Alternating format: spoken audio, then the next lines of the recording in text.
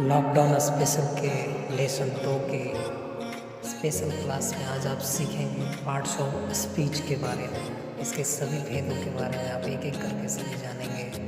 धैर्य बनाए रखें। हेलो बच्चों, आइए चलते हैं और सीखते हैं पार्ट्स ऑफ स्पीच के बारे में।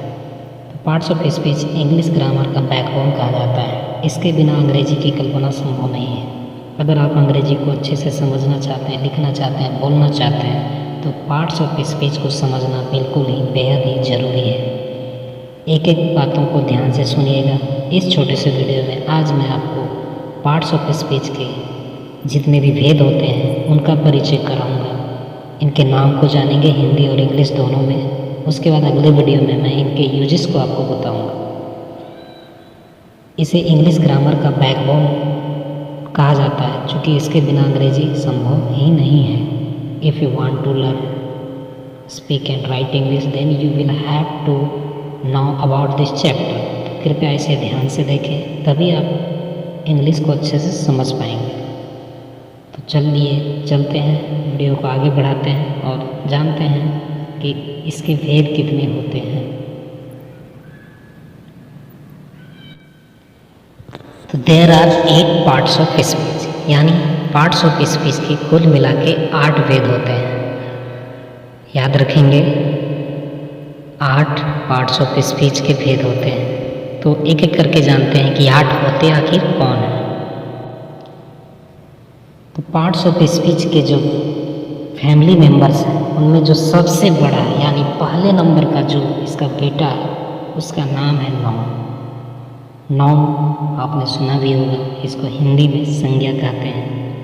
थोड़ा सा इसके बारे में मैं बता देना चाहता हूँ कि दुनिया में जितनी भी चीज़ें आप जो देखते हैं, छूते हैं या देखते हैं, या जिसके बारे में भी बात किया जाता है, पार्ट्स ऑफ स्पीच के जो पहला पुत्र कहें उसका नाम है नाउन। नाउन यानी संज्ञा। इंग्लिश में ऐसे शब्द जिससे किसी नाम का बोध कराता हो, यानी जो नाम वाले हैं, जितने भी वर्ड हैं वो सारे के सारे इसमें आते हैं। जब हम लोग इसका यूज़ सीखेंगे तो उस वक्त इसके बारे में डिटेल से जानेंगे। अभी सबसे पहले आप ये जान लें कि पार्ट्स ऑफ स्पीच का पहला भेद है नाउन। हिंदी में से संज्ञा के नाम से जानते हैं। पार्ट्स ऑफ स्पीच का दूसरा भेद है प्रोनाउन। प्रोनाउन यानी कि सर्वनाम। जो संज्ञा के बदले में प्रयोग किया जाता हो उसे सर्वनाम कहते हैं। इसके बहुत सारे भेद हैं, आगे हम लोग सीखेंगे इसके बारे में। अभी आपको ये याद रखना है कि पार्ट्स ऑफ स्पीच का दूसरा भेद का नाम है प्रोनाउन, सर्वनाम। बहुत ही इम्पोर्टेंट चैप्टर है। तीसरा जो भेद है पार्ट्स ऑफ स्पीच का, इसका नाम है एडजेक्टिव। एडजेक्टिव, हाँ बच्चों, दोहराइए, मेरे साथ दोहराया कीजिए ताकि कहीं प्रोनाउंसिएशन में प्रॉब्लम हो तो आपका दूर हो सके। तीसरे भेद का नाम है एडजेक्टिव। हिंदी में से विशेषण के नाम से जानते हैं, यानी इंग्लिश के वैसे शब्द जो नाउन या प्रोनाउन की जो विशेषता बताते हैं, लंबा, छोटा, मोटा, बिग, स्मॉल, लॉन्ग, इस तरीके जो इंग्लिश के जो वर्ड आते हैं वो सभी इसी में आते हैं। तो जब इनके बारे में अध्ययन करेंगे तब उस वक्त जानेंगे हम लोग। अभी इनका इंट्रोडक्शन क्लास में इतना जानना ज़रूरी है कि इसका नाम क्या है। एडजेक्टिव यानी कि विशेषण। पार्ट्स ऑफ स्पीच है वर्ब। वर्ब यानी कि क्रिया, यानी इंग्लिश वर्ड, ऐसे वर्ड जो जिससे काम का बोध कराता हो, यानी गो, कम, एम, इज, आर, वाज, वर, ये सभी इसके अंतर्गत आते हैं। बहुत ही ये भी इम्पोर्टेंट है। नेक्स्ट है एडवर्ब। एडवर्ब यानी कि क्रिया विशेषण। इसमें एड मतलब एडजेक्टिव, वर्ब मतलब क्रिया, यानी विशेषण और क्रिया दोनों जुड़े हुए हैं, यानी एक क्रिया की विशेषता बताता हो।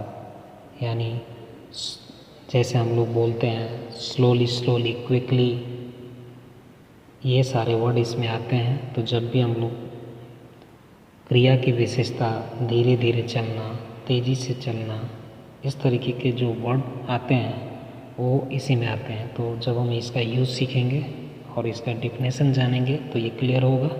अभी ये इंट्रोडक्शन में सिर्फ इतना जाने कि इसका नाम एडवर्ब है, यानी कि क्रिया विशेषण। नेक्स्ट पार्ट्स ऑफ स्पीच है प्रीपोजिशन। प्रीपोजिशन यानी कि संबंध बोधक अव्यय। इसका काम है वाक्य में, सेंटेंस में आकर छोटे से सेंटेंस का संबंध वाक्य के, सेंटेंस के दूसरे शब्दों से कराना। वाक्य यानी कि कहने का मतलब है कि इसका काम संबंध बताने का काम है। एक सेंटेंस में आकर दूसरे मूल सेंटेंस में ये संबंध बताने का काम करता है। इसमें हम लोग इन, ऑन, एट, ये सारे जो हम लोग देखते हैं कहीं लिखा हुआ, इसका यूज करना इसमें हम सीखेंगे।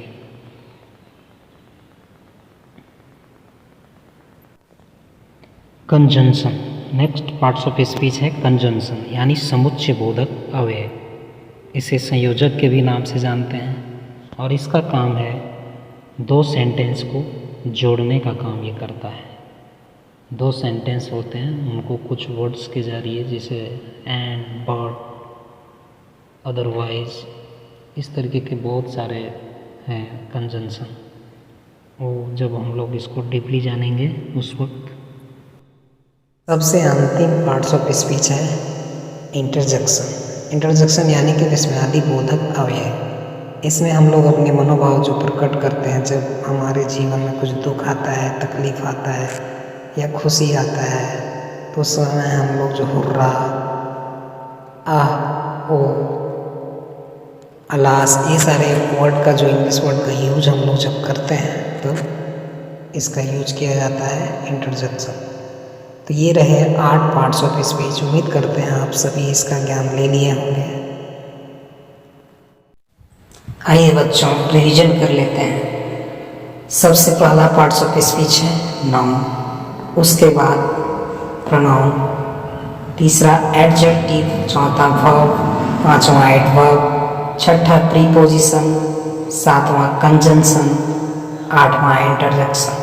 मेरे साथ बोलिए सभी, repeat. Noun, pronoun, adjective, verb, adverb, preposition, conjunction, interjection. इस तरीके से आप इसको रिपीट कर लें, याद कर लें। अगले वीडियो में मैं इसका डीपली अध्ययन कराऊंगा। अब आपके लिए 2 क्वेश्चन हैं। How many are parts of speech, यानी पार्ट्स ऑफ स्पीच के कितने भेद होते हैं, और दूसरा क्वेश्चन है write all name of parts of speech. तो उम्मीद करता हूँ कि ये दोनों क्वेश्चन का आंसर आप लिखेंगे।